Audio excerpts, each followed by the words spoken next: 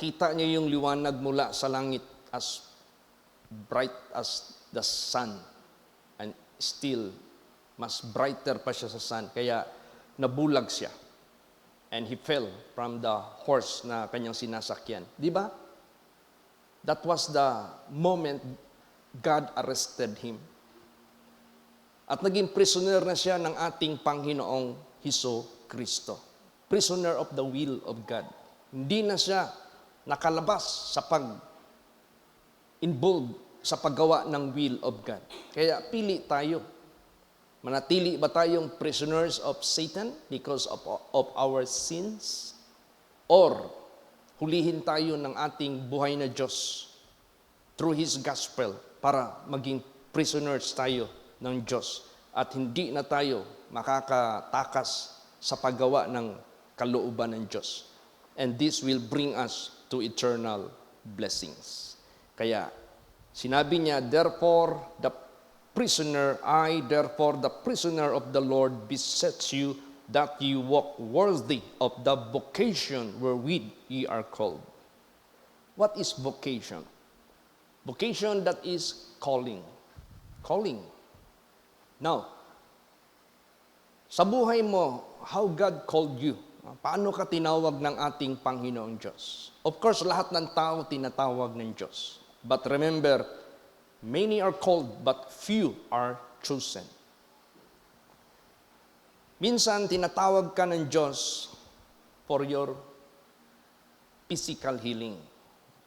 Maraming mga anak ng Diyos dito, tinawag ng Diyos for physical healing. Yun ang unang tawag ng Diyos sa kanila.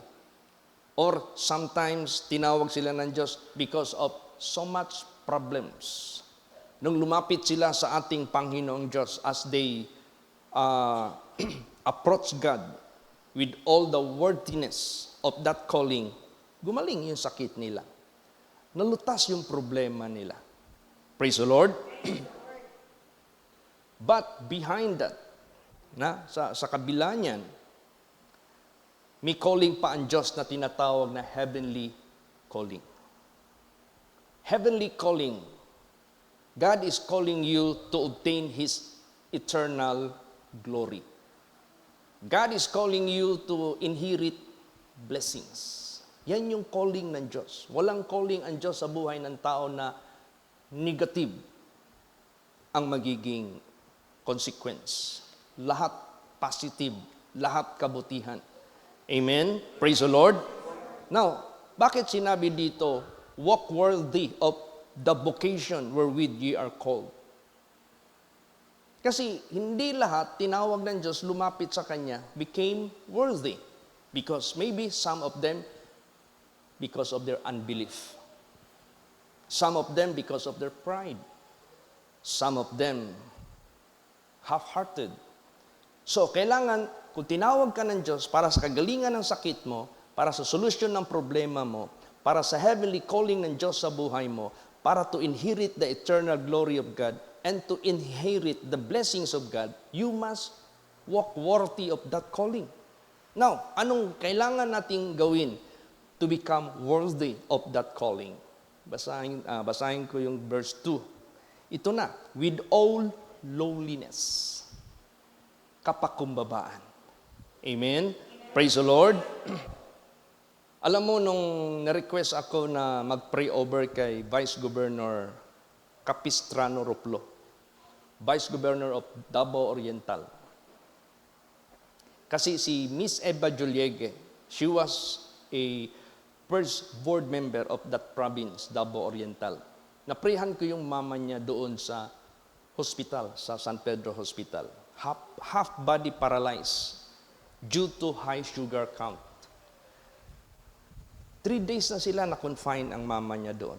Yung si Brother Ching na ating membro dito, na taga Laberna, yung mama niya nag-testimony doon sa kapitbahay na kapatid ni Miss Eva Juliegue. So nakarating yung invitation sa akin.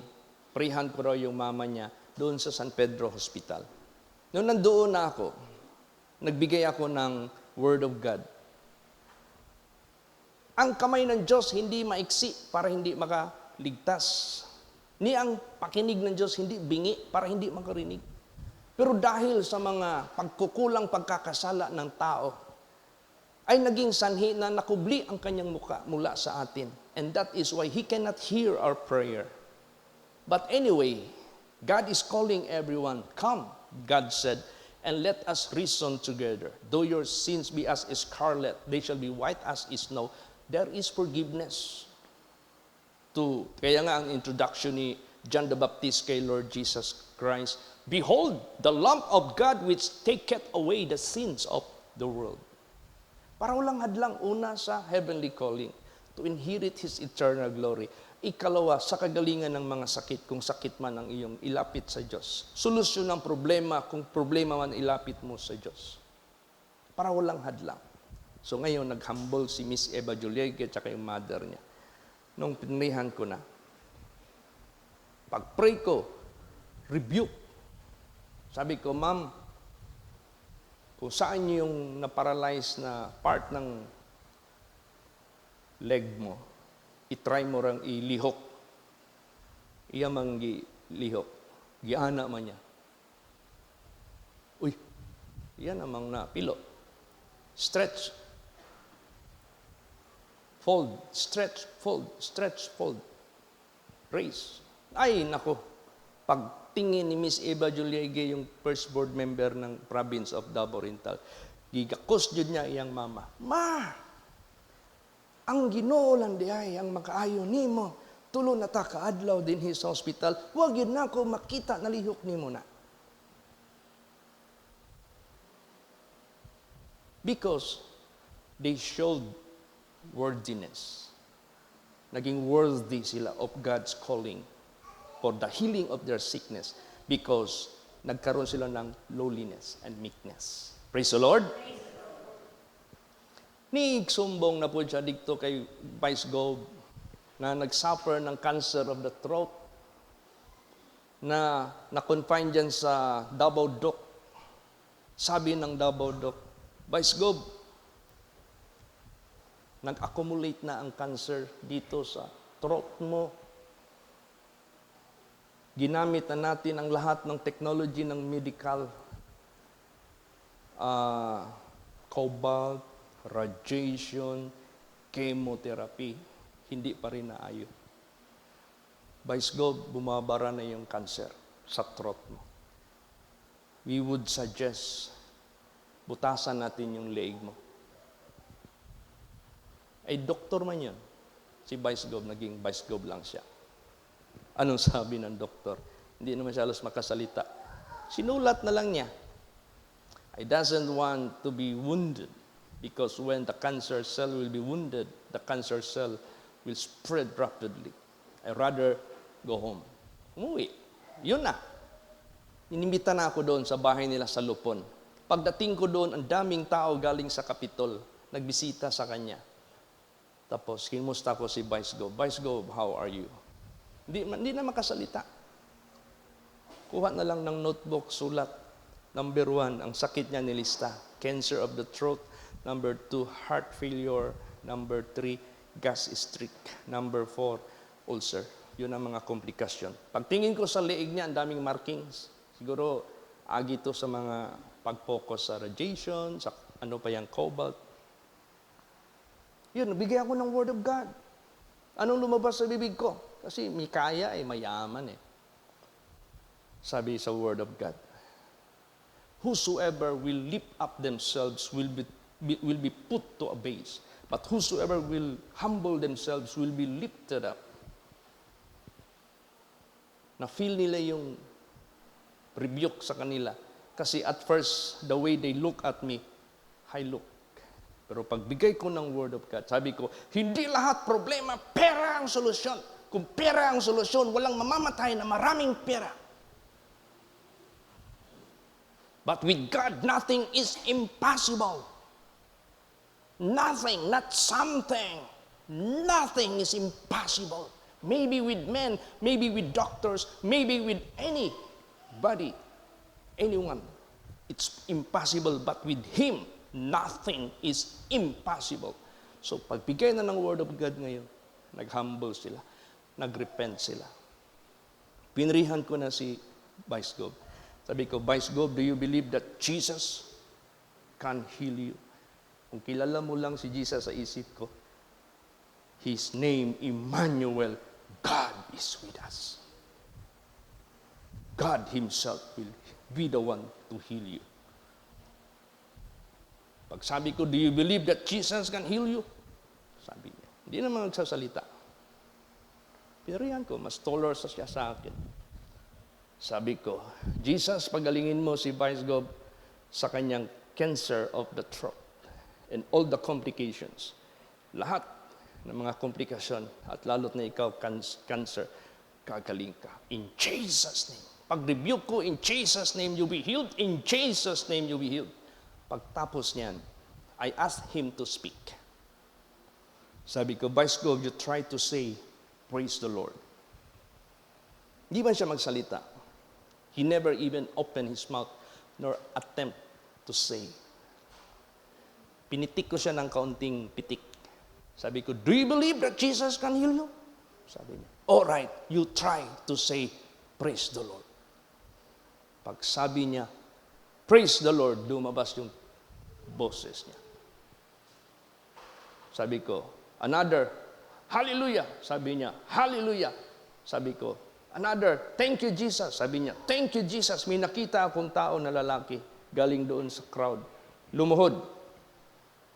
Humarap kay Vice Gov ng oros. O bigawa sa iyang baba, kita na kog milagro.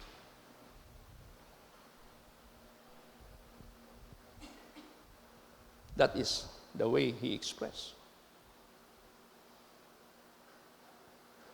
So, pinaulit-ulit ko. Tinanong ko na yung crowd, is this the normal voice of the vice governor?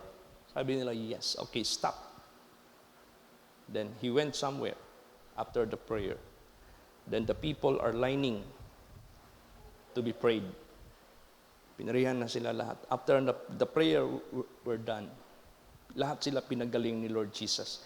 Kasi mas grabe yung sakit ni Vice Gov kesa kanila. So, paglabas ngayon ni Vice Gov, di ko alam saan galing. May lalaking sumusunod sa kanya na merong dala.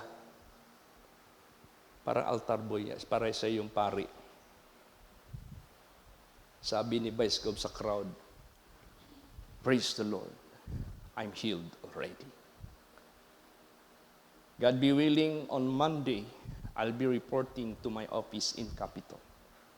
Imagine doon ko nalaman, 14 days na pala hindi na makasalita at hindi na halos makakain. Doon sa kusina pala pumunta, humingi ng pagkain after the prayer. May malaking bowl na prepare sa kanya na puno ng arroz caldo. Sinubuan siya ng kanyang assistant to try whether she could swallow already. Tulon man. Natingala siya. Smooth na. Kinuha niya yung kutsara. Siya na sarili nagkain. Ubos lahat. Except ang bowl, of course. So yung tao na sinabi ko sa inyo na parang assistant, yun yung nagdala ng bowl. Pagtapos ni Vice Gov nagsabi, I'm healed by God. God be willing, on Monday, I'll be reporting to my office. Show. Yan ang kinainan ko kanina. Make it upside down. Wala nang laman. Puno yan kayo ng arroz caldo. Naubos ko lahat. Amen? Praise the Lord. Yan, si Brad Pablito, nakasama yan. Nagkrusada kami sa Kapitolyo because of his testimony. And Vice Gov himself was able to come in the sanctuary, in this sanctuary, to give honor and glory to God. Praise the Lord. Natapos pa niya ang kanyang term as Vice Gov. Tumakbo siya ng governor. Kaso mas mabilis magtakbo si Palmahil. Hindi niya nahabol. Balik siya practice sa kanyang profession as a doctor. So, to God be the glory. Walk worthy of the calling of God wherewith you are being called. Are you being called for the healing of sickness? What you should do to become worthy? Lowliness, meekness. Amen? Praise the Lord. With long suffering, for bearing one another in love. Pag magaling ka na, tell others kung may mga problema sila para maprehan sila.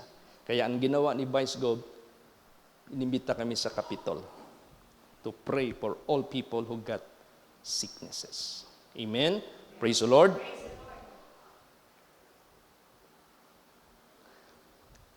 Endeavoring to keep the unity of the Spirit in the bond of peace.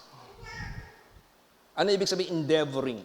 Pagsikapan natin, ingatan ang pagkakaisa, ang unity of the Spirit. What is Spirit here? Capital S. That is not ordinary. That is God. The Spirit of God.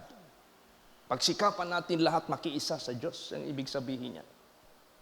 Don't get out from God by unbelief, by disobedience. No. Makiisa tayo dyan sa Kanya. In the band of peace. Sa tali ng kapayapaan. Bakit? In every establishment, there is always ranking. President, Vice President, so on and so forth, till sa janitor. Sa calling ng Diyos, as body of Christ, merong set up ang Diyos. Apostles, prophets, teachers, worker of miracles, so on and so forth. Helpers. Dapat yung pakipag-unite natin sa Diyos, saan ka man nilagay ng Diyos, don't overlap. Praise the Lord. Magkakagulo ang opisina pag yung nandito mag-overlap doon sa mataas. Magkakaroon ng disorderness, confusion. Kaya sa buhay natin, walk worthy of the calling of God wherewith you are being called with all lowliness. Praise the Lord. Habang naglilingkod ka sa Diyos, kung sino yung pinaka-superior na nilagay ng Diyos sa iyo, submit. Hanggang mag-elevate yung iyong promotion galing sa Diyos. Kaya nga sinabi dyan, promotion neither cometh from the east nor from the west, but God is the judge. God will decide for you where to put, kung saan ka ilalagay. Praise the Lord. Ganun. Makiisa tayo sa Diyos in the band of peace. Alam mo, pag tinawag tayo ng Diyos to serve the King of Kings and the Lord of Lords, this is heavenly calling. Paul was called from heaven. Abraham was called from heaven. Noah was called from heaven. All the prophets were called from heaven. Paul, who was Saul before, was called from heaven. The same, Pastor Samuel Gabre, my mentor, na ginamit ng Diyos, was called from heaven. He heard the voice from heaven. And the Word of God is heavenly because this is God's Word. God is in heaven. God is calling you through His gospel. Amen? Praise the Lord. Then walk worthy by believing. Walk worthy by obeying, by submitting yourself under His will. Kaya, gagamitin tayo ng Diyos para naman sa iba. He laid His life for you. You ought to lay down yourself for the others. Praise the Lord. Kung paano binigay ni Kristo ang kanyang buhay para sa iyo, ibigay mo rin yung buhay para sa kapakanan ng iba na hindi pa nakaangkin ng kaligtasan.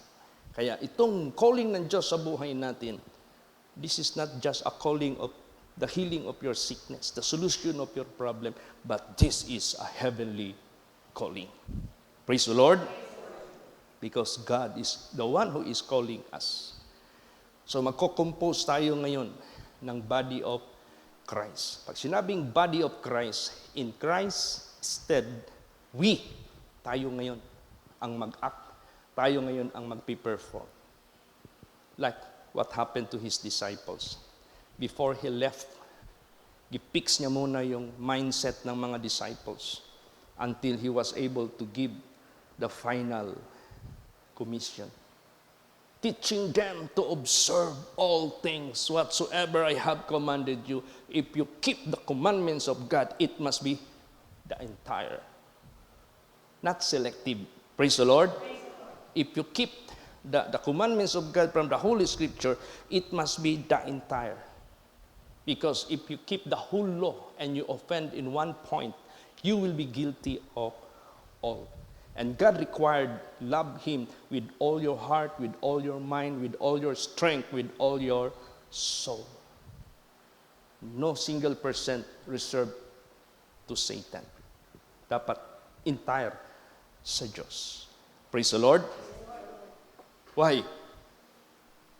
God is willing to give everything what are of His. He gave His life, He will give His kingdom. Amen? Praise the Lord. He is the very example, giving everything what is of Him for us. So we have to give everything what God hath made us. Ano yung ginawa ng Diyos sa atin, ibigay natin lahat yan sa Kanya. Yun ang gusto ng Diyos. Kaya magko-compose tayo ng body of Christ. Dahil meron tayo ministry. Basahin natin yan. What will be our task sa calling ng Diyos? Ephesians 4:12. Praise the Lord. For the perfecting of the saints, for the work of the ministry, for the edifying of the body of Christ. That is the purpose. That is the task. Sa calling ng Diyos na tinawag niya sa atin. For the perfecting of the saints. Bago kunin ng Diyos ang mga saints, kailangan masakdal muna sila, ma-perfect muna sila. And that is our job. That is our task by the leading of God. Hindi natin magagawa yan by ourselves. But we can do that by uniting to Him. Cha-channel niya lang sa atin. We are co-laborers, we are co-workers with God. Amen? Praise the Lord. Perfecting of the saints for the work of the ministry. Marami tayong ministries. The pastors will feed the sheep.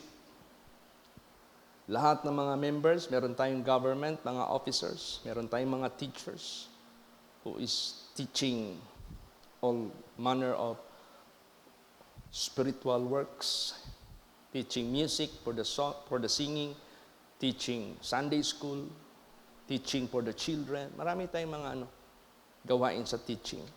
Prophets. These are the gifted of God for His revelation. Praise the Lord. Kailangan natin yan. Tulad niyan, may magpa-pray dito. Kailangan mag-ask ng vision. Especially the case is parang uncertain.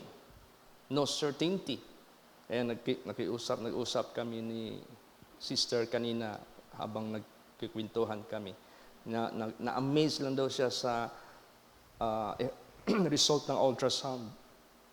May mga 0.5 something cm na mga bato-bato sa kanyang gallbladder. Pero may malaki doon na soft tissue might be forming sa bato. Hindi pa lang na tawag yan, na hinog o na mature. Pero palaisipan sa kanya, how come? Healthy daw yung food na kanyang ini-intake. Aware naman siya sa health kasi ang background niya medical. How come? Hindi niya raw maano. So let us ask God for that. Amen? Praise the Lord. Pasalamat tayo sa Diyos. God is alive. He can answer what is your query. Ano man yung katanungan mo, ibibigay yan sa atin. Kaya, ito na mga gawain ng Diyos. Ngayon, sa paglilingkod natin kay Lord Jesus Christ, kailangan saan ang natin? Pundasyon. Dito. Word of God.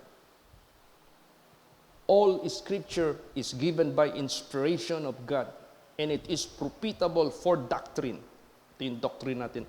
For reproof, ito yung mag-correct sa atin. For correction in righteousness, so that the man of God may be perfect. And instruction. Ito lahat, dito yung pinakapundasyon natin. Why? This is the solid rock. This is God Himself. In the beginning was the Word, and the Word was with God, and the Word was God, and the Word became flesh. Kaya tinago ko yung Bible ni Sister Lilia sa cabinet ko for a testimony. Why? What is that Bible about? Nung nasunog ang bahay ni Sister Lilia dyan sa Samal, Babak Samal, yung mga bahay nila dyan sa Coastal, Seacos, nasunog lahat yan, na-wipe out yan ng apoy. Kasama yung bahay niya. Pag-visit niya doon sa area ng bahay niya, location, walang naiwan. Naging lahat, ashes. Then she remembered her Bible that is being put on the top of the center table sa salaset niya. Wala na yung table. Na yung Bible din niya na halos makita. Pero kinapa niya, nandyan pa, buo pa. Pagtingin niya, even a single page, even a single edge, walang sunog. Meaning to say, God can protect His own word. Heaven and earth may pass away, but His word will never fail. Amen? Praise the Lord. That is why our foundation must be here on His word. Law was brought by Moses, but grace and truth came by Jesus Christ. What is grace? Giving us period to repent and to turn away from our wicked ways. Pag sinabing grace period, that is moment to give you favor, makarecover ka sa lapses mo, so that you can regain. Parang, nag-phone ka, nag-fail ka na magbigay ng mga obligasyon mo. Pagdating ng 3 months, sabi ng pawn shop, before namin ito irimati, we will give you grace period to redeem this. So kung hindi mo yan ni-redeem, auction. Sino yung maka-redeem yan? Siya na may-ari. Praise the Lord. Ganon. Kaya sa buhay natin, to God be the glory. Ni-redeem tayo ni Lord Jesus Christ. We are no longer of our own, but we belong to Jesus Christ.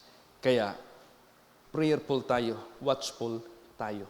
Yung ministry na binigay ng Diyos sa atin, ingatan natin ito, na huwag tayong ma-deceive sa mundong ito. Kasi number 1 na strategy ni Satanas to deceive people, counterfeit.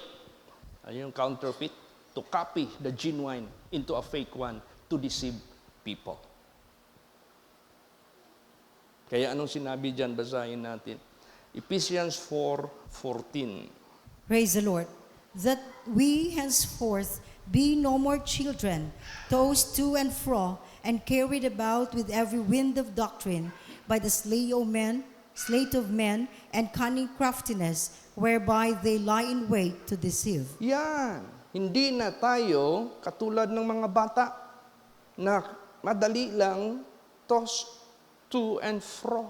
Parang ano yan, yung balod na walang stableness. Kaya saan yung hihip ng hangin doon, baliktad na naman ang hangin, baliktad din siya. Hindi ganun. And carried about with every wind of doctrine, by the sleight of men, and cunning of craftiness, whereby they lie in wait to deceive. So, saan ang pundasyon ng ating faith and obedience? Dito, sa Word of God. Praise the Lord. Word of God. Kaya, mag-ingat tayo kasi lumulusob yung mga spirit of darkness. Kaya, you must be strong enough to protect the heavenly calling of God, to inherit eternal glory, to inherit blessings. Amen? Praise the Lord. Kailangan talaga natin yan protectionan. So, anong advice dito? We are being reminded. Dati, we belong to the worldliness, ungodliness, unholiness. But when Jesus Christ called us He forgave us. He teach us to follow Him. And who is Jesus? Holy, sinless, righteous, upright. So yun na yung dapat sa buhay natin ngayon. Until the end. So we are being reminded by God na wag na nating alalahanin, balikan yung ating mga kahapon. Basahin natin. Ephesians 4:17. Praise the Lord.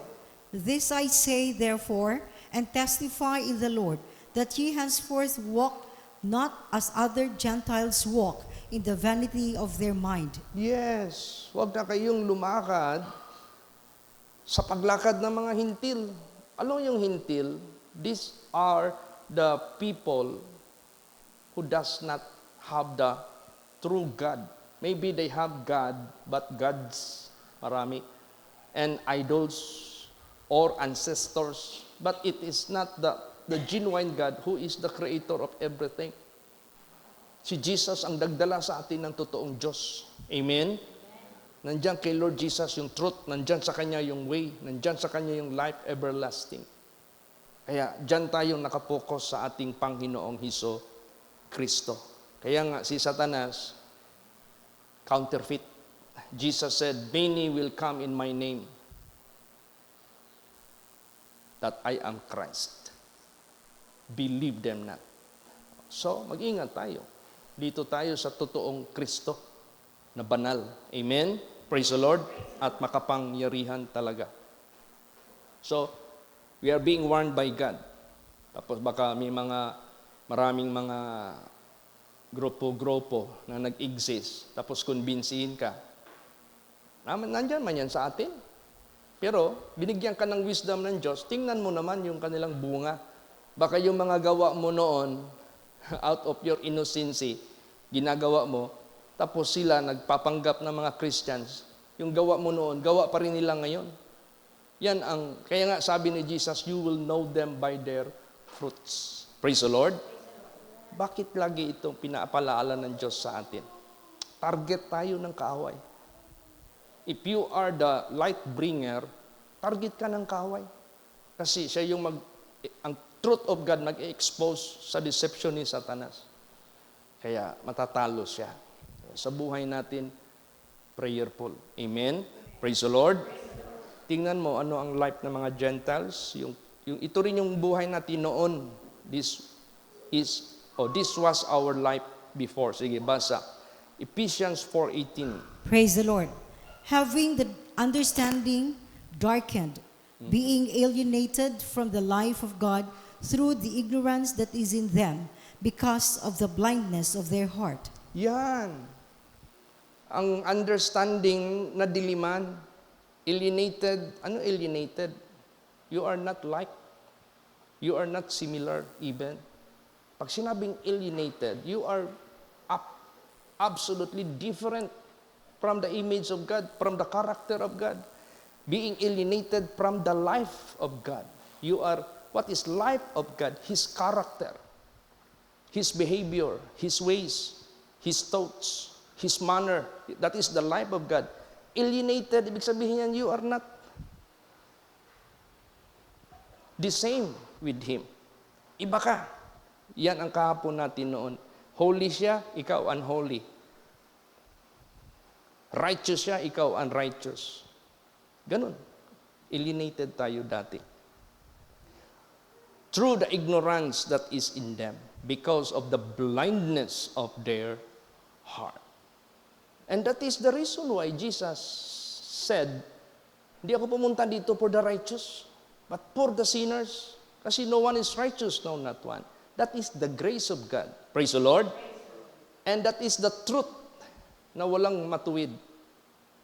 That is accurate information. Kaya nga, kung gusto mong maging worthy sa calling ng Diyos, kailangan mo ng lowliness. Kailangan mo ng meekness. Praise the Lord.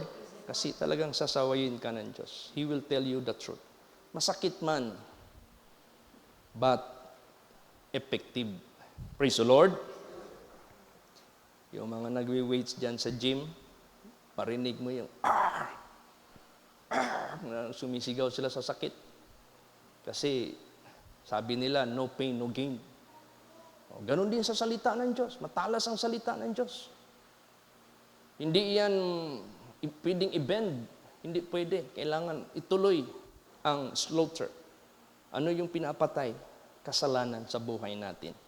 Amen? Praise the Lord. At ano yung bubuhayin? Yung ating spirituality kasama ang Diyos. So, ano ang advice? Basa Ephesians 4:22. Praise the Lord. That you put off concerning the former conversation the old man, which is corrupt according to the deceitful lust. Yes. Yan yung previous natin, yan yung past natin. Karamihan sa atin mga lalaki dito, mga lasinggo, mga babairo, karamihan mga lalaki dito sa atin, lumalakad dito sa pleasure of the world, disco, cabaret, nightlife, yun man yung natural.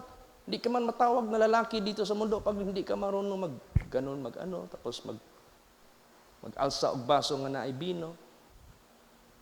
Pero wala na yan. Amen? Praise the Lord. Ang advice dito, put off, hubarin mo, concerning the former conversation of the old man, which is corrupt according to the deceitful lust. Deceitful lust. Pag sinabing deceitful, mapangdarayang kaligayahan or pita ng laman. Kala mo enjoy ka pero immoral pala. So anong gawin natin after putting off those things? Basa, verse 24. Praise the Lord. And that you put on the new man, which after God is created in righteousness and true holiness. Yan na yung isuot natin. Yan na yung isuot natin. If any man be in Christ, he is a new creature. Old things are passed away. Behold, all things are become new. Kung sa bahay pa niyan, it is not just renovation or modification. It is totally destroyed. Then, i-put up yung bago. I-establish na niyo yung bago. Ano yung bago na yan? Righteousness and true holiness. Sino ang true holiness? Ang Diyos. Sino nagdala dito sa lupa? Si Jesus Christ. That is why Jesus said, follow me, and you will never walk in darkness, but you shall have the light of life. Nandiyan sa Kanya yung true holiness and righteousness. Alam mo, ang Diyos, magliligtas sa atin by His truth. Kaya nga, sabi ni Jesus, if ye continue in my word, then ye are my disciples. Indeed, ye shall know the truth, and the truth shall make you free. Free from sin, to avoid penalty of sin, which is the second death. Kasi kung hindi ka mapalaya sa kasalanan, you will remain in the captivity of sin. Pag namatay ka dyan, hindi ka na natanggal dyan. The penalty of sin is the second death. What is the first death? The physical death. Physical death is not, hindi dapat natin yung katakutan. It is appointed unto man once to die. You are dust, and unto dust you will return. Our life span here on earth, the most 70 or 80. Okay na masyado yan. Praise the Lord. Normal lang. Pero ang hindi normal ang second death. Because your eternal soul will suffer it eternally.